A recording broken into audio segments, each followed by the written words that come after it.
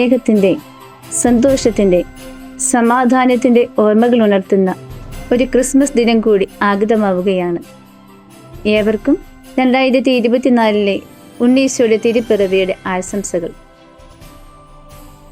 ദൈവപുത്രൻ മനുഷ്യനായി അവതരിച്ചത് വാഗ്ദാന പൂർത്തീകരണത്തിനാണ്.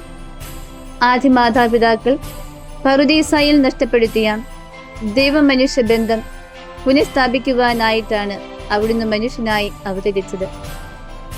ക്രിസ്മസ് തകർന്ന ബന്ധങ്ങളുടെ പുനഃസ്ഥാപനത്തെയാണ് നമ്മെ ഓർമ്മപ്പെടുത്തുക.